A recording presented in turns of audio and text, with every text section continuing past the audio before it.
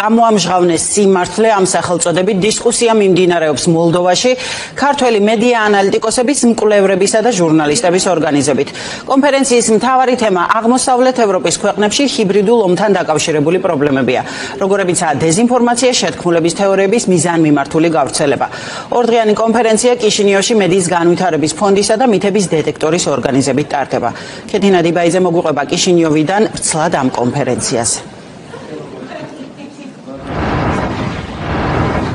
კიშინევში მიმდინარეობს დისკუსია განსაკუთრებით საინტერესოა იმ ფონზე, როცა ევროკომისია მის ბოლო დასკვნაში საქართველოს ეუბნება, რომ სერიოზული პრობლემა ქვეყანაში დღეს არის დეზინფორმაცია, შეთქმულების თეორიები, რუსული სტილის პროპაგანდა, ანტიდასავლური რიტორიკა და ეს არის ჰიბრიდული ომის ის გამოვლენები, რომელიც საქართველოს եղობება ევროინტეგრაციის გზაზე. დღეს მოლდოვაში შეკრებილები არიან ქართულ სპეციალისტებთან, ჟურნალისტებთან, მედია ანალიტიკოსებთან, მკვლევრებთან ერთად პოსტსაბჭოთა სივრცის ქვეყნების წარმომადგენლები. არაერთ ამ ქვეყანაში დღეს ჰიბრიდული ომის ეს სახეები არის სერიოზული გამოწვევა.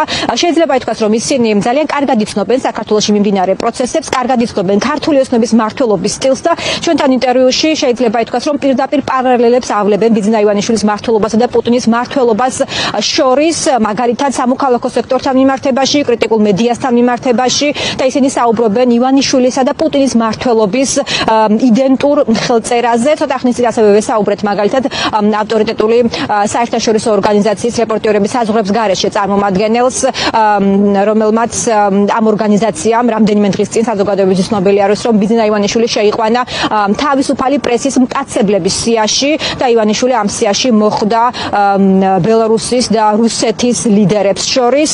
ეს ორგანიზაცია ასევე კარგად იცნობს საქართველოში კრიტიკული მედია გარემოს, მედიის წინააღმდეგ მიმდინარე პროცესებს, კარგად იცნობს მზია ამაღლობელის საქმესაც და გამუდმებით ხდება მონიტორინგი მათი მხრიდან სასამართლო პროცესებისაც კი ქართული პატიმარი ჟურნალისტთან დაკავშირებით, რომელიც ცოტა ხნის წინ გახდა სახაროვის პრემიის მფლობელიც. ბიძინა ივანიშვილი იყენებს ყველანაირ საშუალებას, განსაკუთრებით ეკონომიკურ ძალაუფლებას, რომ გააჩუმოს ჟურნალისტები საქართველოში. ამიტომ შევიყვანეთ ის მტაცებელთა სიაში. სამწუხაროდ საქართველოს დემოკრატიულ უკუსლას განიცდის და ეს ხელისუფლების დამსახურება. ერთნაირად გვაკრიტიკებენ ავტოკრატიული რეჟიმები, რომლებიც არ არიან კმაყოფილი, როდესაც ფაქტების წინაშე ვაყენებთ. რუსეთის მანიპულაციურ ტაქტიკას იყენებს ქართული ოცნება და მისი მთავრობა. მარტივად ვხედავთ, როგორ ემსახურება ჟურნალისტებად გადაცმული ხალხი პოლიტიკურ იდეოლოგიას. ახლა საქართველოში სწორედ ეს ხდება. ძალიან მნიშვნელოვანია ამ დროს პროპაგანდასთან, რუსეთის ჩარევასთან დაპირისპირება. ამისთვის საჭიროა და მნიშვნელოვანი დამოუკიდებელი მედია და მისი მხარდაჭერა. ივლისში მე ვიყავი ბათუმში მზია ამაღლობელის მხარდასაჭერად, რომელიც უკანონოდაა დაკავებული და რა თქმა უნდა ჩვენთვის სამწუხაროა ის გადაწყვეტილება, რომელიც სასამართლომ მიიღო. ეს არის მიკერძოებული და არაპროპორციული გადაწყვეტილება. რუსეთის მთავრობა ათობით წელია ჩართულია დეზინფორმაციის გავრცელებაში. საქართველოზე ჩემს წიგნშიც არის საუბარი, რამდენად ცუდი გავლენა მოახდინა ევროატლანტიკურ ინტეგრაციაზე. ჩემი აზრით, რუსეთისთვის და ივანიშვილის მთავრობისთვის მნიშვნელოვანი იარაღია ჰყავდეს საზოგადოება, დასუსტებული და ჩაახშოს განსხვავებული აზრი, რომ ხალხს უნდობლობა ჰქონდეს ინსტიტუტების მედიის მიმართ, იმისთვის რომ ვერავინ მიაგნოს სიმართლეს. ზოგადად ავტოკრატიული რეჟიმები ან ისეთი ქვეყნები, რომლებსაც ავტოკრატი ლიდერები ჰყავთ, მაგალითად საქართველოში სწრაფად ავრცელებენ დეზინფორმაციას, რადგან ეს არის ეფექტური პოლიტიკური იარაღი. ვიცით, რომ ივანიშვილი საკმაოდ დაახლოებულია პუტინთან. ასევე ახლოსაა ქართული ოცნების მთავრობა პუტინის მთავრობასთან. მათი ინტერესები ერთმანეთს ემთხვევა. გვაქვს სხვა ქვეყნების მაგალითები, სადაც საზოგადოებაში არსებულ შიშს და იმედგაცრუებას ავტოკრატები იარაღად იყენებენ დეზინფორმაციის გასავრცელებლად. ამიტომ მედია არის ერთ-ერთი ძლიერი საშუალება, რომელსაც შეუძლია დეზინფორმაციას დაუპირისპირდეს.